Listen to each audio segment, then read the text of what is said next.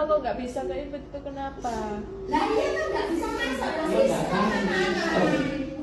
Lah itu usah di sistemnya. Ya, namanya komunikasi Mas ya, jadi harus kita tempatkan diri kita sesama manusia, guru ya manusia, anak juga manusia, pasti sama-sama punya ego, punya nafsu. Nah, ketika keduanya ini pada posisi yang tidak tepat, ya inilah terjadi. Jadi sama-sama terpancing emosi sehingga terjadi seperti itu. Tapi saya yakin ini hanya miskomunikasi. Yang gebrak juga nggak ada niatan untuk seperti itu. Saya yakin itu hanya karena saking tanggung jawabnya, dia sebagai penanggung jawab untuk mensukseskan anak-anak sehingga muncullah hal seperti itu. Begitu juga anak-anak. Kenapa sampai terjadi seperti itu? Karena anak-anak ini Gen Z, apapun yang terjadi inginnya semua di-up. Padahal apapun itu kan tidak bisa langsung semua di-up karena terus ada privacy, apalagi ada undang-undang ITE. Nah itu makanya pembelajaran untuk anak-anak juga pembelajaran untuk pendidik harus hati-hati, sama-sama hati-hati. Kalau flashback ke belakang kemarin itu momennya terjadi ketika menggebrak itu ketika apa sih? Gimana? Kalau kita flashback kemarin yang aksi gebrak-gebrak meja itu terjadi Ya karena komunikasi. Waktu acara apa itu? Momen apa? Itu momen menyampaikan ke anak-anak. Karena apa? Karena anak-anak tidak bisa mengikuti yang dari eligible kan, sehingga disampaikan.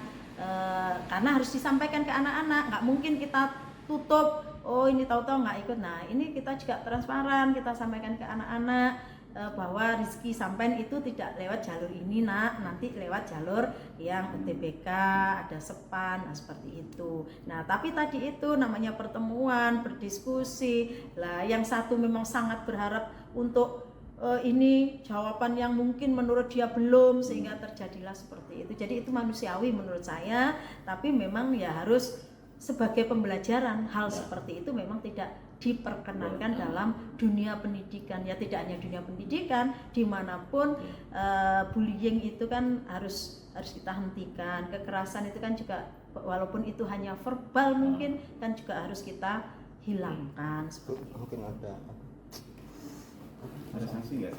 Sanksi atau apa? Ya, atau teguran? Oh jelas, sudah. Jadi saya dengar, langsung saya panggil, itu sudah. Karena saya sebagai pimpinan memang tugas saya ketika ada hal yang nggak baik, ya saya harus menjadi garda terdepan untuk menyelesaikan itu. Sudah benar, gitu loh. Faktornya apa saja Bu? Loh, sampai kelas 10 itu sudah kita bikin masing-masing. Gitu loh. Saya bisa di bawah itu tidak SK. Nah iya kenapa kok nggak bisa ke ikut itu kenapa? Lah iya kan nggak bisa masuk ke sistem anak-anak. Lah itu usah di sistemnya. Ya, namanya komunikasi Mas ya, jadi harus kita tempatkan diri kita sesama manusia, guru ya manusia, anak juga manusia, pasti sama-sama punya ego, punya nafsu. Nah, ketika keduanya ini pada posisi yang tidak tepat, ya inilah terjadi. Jadi sama-sama terpancing emosi sehingga terjadi seperti itu. Tapi saya yakin ini hanya miskomunikasi.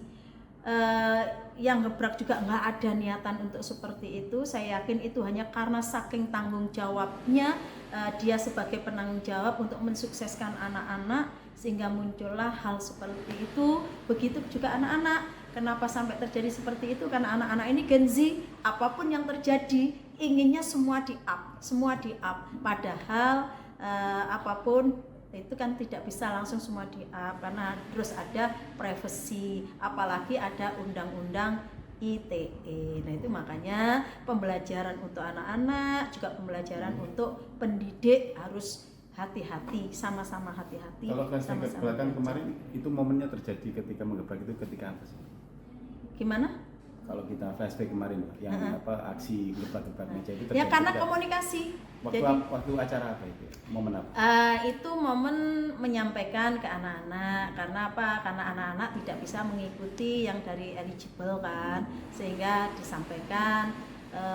Karena harus disampaikan ke anak-anak. Nggak mungkin kita tutup. Oh ini tahu-tahu nggak ikut. Nah ini kita juga transparan. Kita sampaikan ke anak-anak bahwa rezeki sampean itu tidak lewat jalur ini nak, nanti lewat jalur yang UTBK, ada SEPAN, nah seperti itu. Nah tapi tadi itu namanya pertemuan, berdiskusi lah, yang satu memang sangat berharap untuk ini jawaban yang mungkin menurut dia belum, sehingga terjadilah seperti itu. Jadi itu manusiawi menurut saya, tapi memang ya harus sebagai pembelajaran. Hal seperti itu memang tidak diperkenankan dalam dunia pendidikan, ya tidak hanya dunia pendidikan, dimanapun bullying itu kan harus kita hentikan. Kekerasan itu kan juga walaupun itu hanya verbal mungkin kan juga harus kita hilangkan.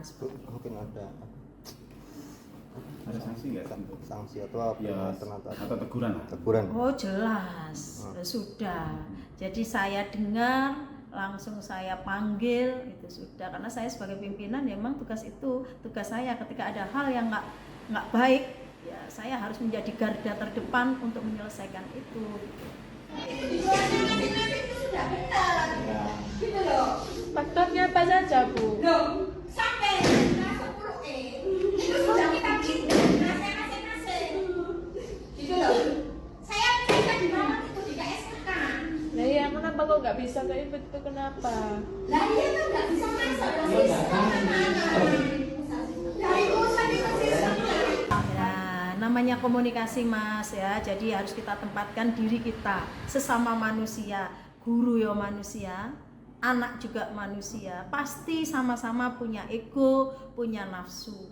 Nah, ketika keduanya ini pada posisi yang tidak tepat, ya inilah terjadi. Jadi sama-sama terpancing emosi sehingga terjadi seperti itu. Tapi saya yakin ini hanya miskomunikasi.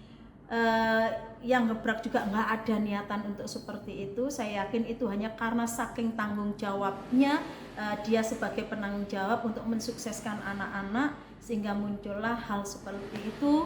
Begitu juga anak-anak. Kenapa sampai terjadi seperti itu? Karena anak-anak ini Gen Z, apapun yang terjadi inginnya semua di-up. Padahal apapun itu kan tidak bisa langsung semua di-up, karena terus ada privacy, apalagi ada undang-undang ITE. Nah itu makanya pembelajaran untuk anak-anak, juga pembelajaran untuk pendidik harus hati-hati, sama-sama hati-hati. Kalau flashback ke belakang kemarin, itu momennya terjadi ketika menggebrak itu ketika apa sih? Gimana? Kalau kita flashback kemarin, yang aksi gebrak-gebrak meja itu terjadi. Ya karena ketika- komunikasi.